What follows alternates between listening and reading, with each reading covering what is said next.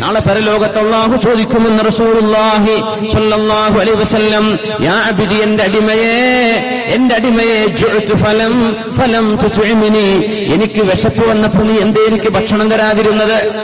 അല്ലാഹുവേ, നിനക്ക് ഭക്ഷണം തരാൻ നിനക്ക് വിശക്കുമോ? അൻത റബ്ബുൽ ആലമീൻ, നീ ലോകരക്ഷിതാവല്ലയോ പടച്ചവനെ? അല്ലാഹുവിന്റെ മറുപടി എന്താണെന്നറിയോ? ഭക്ഷണം കഴിക്കാൻ വകയില്ലാത്ത ഒരു മനുഷ്യൻ അവിടെ ഉണ്ടായിരുന്നുവല്ലോ. നിങ്ങൾ തേടി പുറപ്പെട്ടപ്പോൾ കണ്ടെത്താൻ പറ്റിയില്ലേ? 21 റിയാല് കൊണ്ട് ഒരു മാസക്കാലത്തോളം പിടിച്ചു നിന്നൊരു സഹോദരൻ, ഒരു വലിയ പവറിൽ നല്ലൊരു സ്ഥാനത്തിരുന്ന ഒരാൾ കഷ്ടപ്പാടിലേക്ക് പോയൊരനുഭവം നിങ്ങൾക്ക് അന്വേഷിച്ചപ്പോൾ മനസ്സിലായില്ലേ? നിങ്ങൾക്കിടയിൽ ഇങ്ങനെ പട്ടിണി കിടക്കുന്നവരുണ്ടായിരിക്കെ നിങ്ങൾ എന്തേ അവർക്ക് ഭക്ഷണം കൊടുക്കാതിരുന്നത്? നീ അത് ചെയ്തിരുന്നുവെങ്കിൽ അതിന്റെ പ്രതിഫലം നിനക്കിവിടെ കിട്ടുമായിരുന്നുവല്ലോ. നീ എന്തേ എനിക്ക് ഭക്ഷണം തരാത്തത്? അപ്പൊ ഒരാൾക്ക് ഭക്ഷണം കൊടുക്കുന്നത് അള്ളാഹുവിന് കൊടുക്കുന്ന പോലെ. അല്ലാഹു ഗനിയ്യുൻ ഹമീദ്, അള്ളാഹുവിന്റെ ഭക്ഷണത്തിന്റെ ആവശ്യമില്ലല്ലോ. അള്ളാഹുവിന്റെ സൃഷ്ടികൾ, അള്ളാഹുവിന്റെ ആശ്രിതരാ, അവർക്ക് കൊടുത്തുകൂടായിരുന്നോ? അള്ളാഹു ചോദിക്കാൻ. നിങ്ങളെ റമദാനം വരുന്നത്, ഒരാൾക്കെങ്കിലും ഇഫ്താർ കിറ്റ് കൊടുത്തോളൂ. ആർക്കെന്നറിയോ? ഈ ലേബേഴ്സ് ഉണ്ടാവില്ലേ നമ്മുടെ നാട്ടിൽ നിന്ന്, ഇന്ത്യയിൽ നിന്ന് വരുന്ന, നമ്മുടെ കേരളത്തിലെ ലേബേഴ്സ് ഒന്നും ഉണ്ടാവും തോന്നണില്ലല്ലേ? ഞാനും ചില തിരുവനന്തപുരം ഭാഗത്ത് നിന്നൊക്കെ കാണാറുണ്ട്.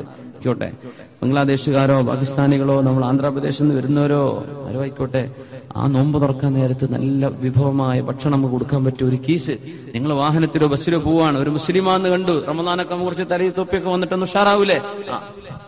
മുസ്ലിമാന്ന് തിരിയോലോ, കൊടുക്കുക. നിങ്ങൾ ആരാന്ന് ഓർക്കും അറിയേണ്ട, പേരും നാടും ചോദിക്കേണ്ട, കാഴ്ചയിൽ മുസ്ലിമാണെന്ന് തോന്നുന്നുണ്ട്, ആയിക്കോട്ടെ, അത്രേ നമുക്ക് വേണ്ടുന്ന.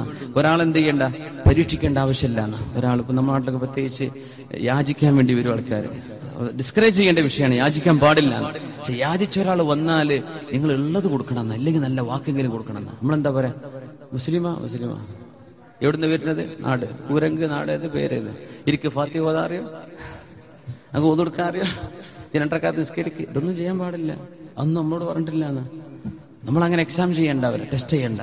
നിങ്ങൾക്ക് വിശ്വാസം തോന്നുന്നുണ്ടോ? കൊടുത്തോ, അല്ലെങ്കിൽ പോയിക്കോട്ടെ, പിന്നെ വാന്ന് പറയാം, പിന്നെ തരാന്ന് പറയാം. അങ്ങനെയാണ്. മുസ്ലിമായ ഒരാൾക്ക് നിങ്ങൾ ഭക്ഷണം കൊടുക്കുക, ഭയങ്കര കൂലിയാണ്. മനുഷ്യർ ആർക്കും കൊടുത്താൽ കൂലിയാണ്, മുസ്ലിമിന് കൊടുത്താൽ ഭയങ്കര കൂലിയാണ്. ഭക്ഷണം കൊടുക്കുക.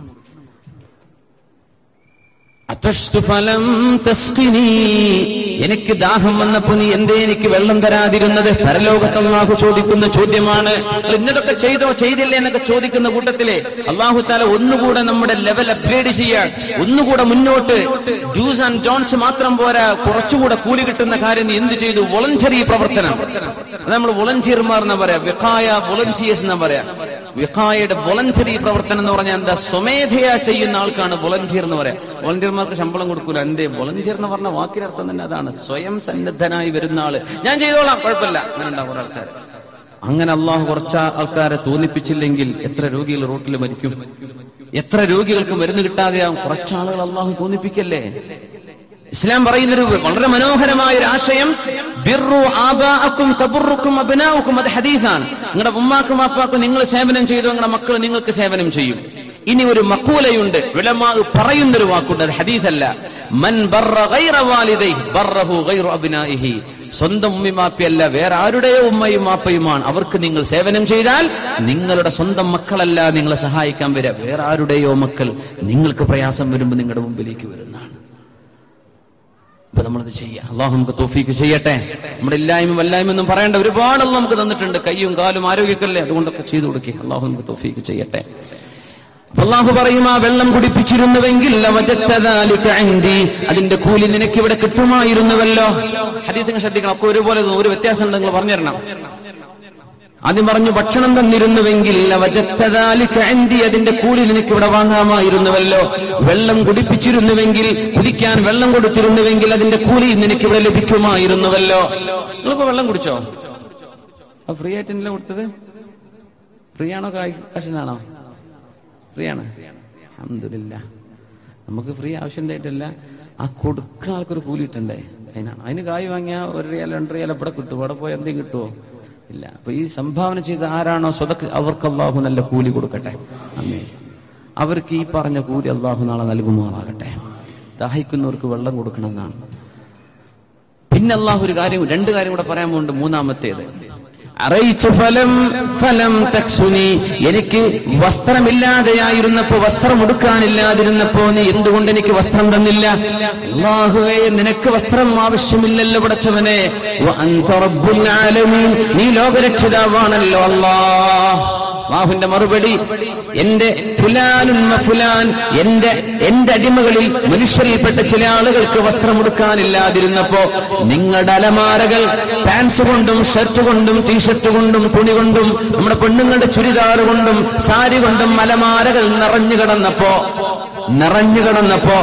ഓരോ ഷർട്ടിലേക്കും ഓരോരോ വസ്ത്രത്തിലേക്കും യോജിക്കുന്ന ചെരുപ്പുകൾ വേറെ വേറെ മാറ്റിവെച്ചപ്പോ പെണ്ണുങ്ങൾക്ക് പുറത്തിറങ്ങാൻ ഓരോരോ സാരിയിലേക്കും ചുരിദാറിലേക്കും ഓരോരോ വസ്ത്രത്തിലേക്കും യോജിക്കുന്ന ആഭരണങ്ങളും വളയും മാലയും വേറെ വേറെ മാറ്റിവെച്ചിരുന്നപ്പോ വർഷത്തിൽ ഒരിക്കൽ ഒരു വസ്ത്രമല്ലാതെ മറ്റൊന്നും വാങ്ങാൻ പറ്റാത്ത എത്രയോ പാവങ്ങൾ നിങ്ങളുടെ നാട്ടിലും പരിസരത്തും ഉണ്ടായിരിക്കെ നിങ്ങളുടെ അലമാരകൾ നിറഞ്ഞു കടന്ന് നിങ്ങൾ ഒഴിവാക്കി തള്ളാൻ പോകുന്നത് പോലും ഒരു പാവപ്പെട്ടവന് കൊടുത്തോട്ടെ എന്ന് നിങ്ങൾ ചിന്തിച്ചില്ലല്ലോ. നിങ്ങളത് ചെയ്തിരുന്നുവെങ്കിൽ അതിന്റെ പ്രതിഫലം നിങ്ങൾക്ക് ഇവിടെ കിട്ടുമായിരുന്നു. അല്ലാഹു ചോദിക്കുകയാണ്, നിങ്ങൾ എനിക്ക് ഭക്ഷണം തന്നോ, നിങ്ങൾ എനിക്ക് വെള്ളം തന്നോ, എന്നെ കുടിപ്പിച്ച് എനിക്ക് വസ്ത്രം തന്നോ? ഇതൊക്കെ ആവശ്യമുള്ള ആളുകളുടെ കൂട്ടത്തിലുണ്ടല്ലോ, നിങ്ങൾ എന്തുകൊണ്ട് ചെയ്തില്ല? നാലാമതൊരു ചോദ്യം അല്ലാഹു ചോദിക്കുന്നുണ്ട്, എനിക്ക് രോഗം വന്നപ്പോൾ നീ എന്നെ സന്ദർശിച്ചില്ലല്ലോ. നോക്കണം, ഈ ഹദീസിന്റെ ബാക്കി നോക്കണം. ഇതുവരെ പറഞ്ഞതില്ല, ആ കൂലിയൊക്കെ നിനക്ക് ഇവിടെ കിട്ടുമായിരുന്നു. ഭക്ഷണം കൊടുത്താലും വെള്ളം കൊടുത്താലും ഭക്ഷണം കൊടുത്താലും ആ കൂലി നിനക്ക് ഇവിടെ കിട്ടുമായിരുന്നു. എനിക്ക് രോഗം വന്നപ്പോ നീ എന്നെ സന്ദർശിച്ചില്ലല്ലോ. അല്ലാഹുവേ, വകൈഫ തംറദു, നിനക്ക് രോഗം വരുമോ? അല്ലാഹു അൻത അർഹമുർ റഹീമീൻ, നീ ലോകരക്ഷിതാവല്ലേ പടച്ചവനെ, നിനക്ക് രോഗം വരെ. മരിള അബ്ദി ഫലം തസുറുഹു, എന്റെ ഒരു പാവപ്പെട്ട എന്റെ അടിമക്ക്, ഒരു മനുഷ്യന്, മുസ്ലിമായ സഹോദരന് രോഗം വന്നപ്പോ നീ എന്തുകൊണ്ട് സന്ദർശിച്ചില്ല?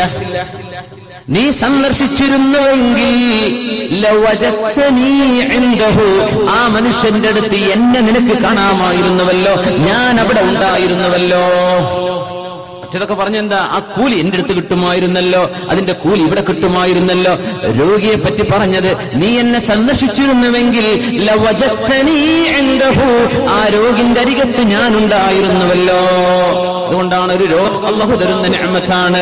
ആ രോഗിയുടെ അരികത്ത് പോയിരിക്കുന്നത് കൂലിയാണ്. അവിടെ ചെന്ന് ദുആ ചെയ്താൽ കൂലിയുണ്ട്. അത് അല്ലാഹുവിന്റെ തിരുസന്നിധിയിൽ പോയിരിക്കുന്നത് പോലെ ഞാൻ അവിടെ ഉണ്ടായിരുന്നല്ലോ, നീ എന്തേത് ചെയ്യാതിരുന്നത്?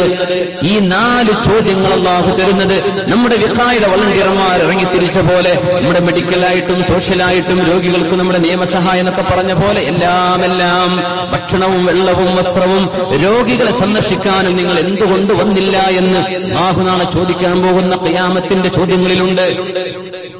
ഈ 4 ചോദ്യം നാളെ അത് ചോദിക്കാൻ പോകുന്നുണ്ടെന്ന്. അതുകൊണ്ട് നമുക്ക് എന്തെങ്കിലുമൊക്കെ കരുതി വെച്ചോളി. കുറച്ച് വസ്ത്രം ആർക്കിനെ കൊടുത്തോളി, ഭക്ഷണം കൊടുത്തോളി, രോഗികളെ സന്ദർശനം ചെയ്തോളി. എനിക്ക് അല്ലാഹു കൂലി തരും. അല്ലാഹു നമ്മുടെ പ്രവർത്തകർക്ക് അതിന് തൗഫീക്ക് കൊടുക്കട്ടെ.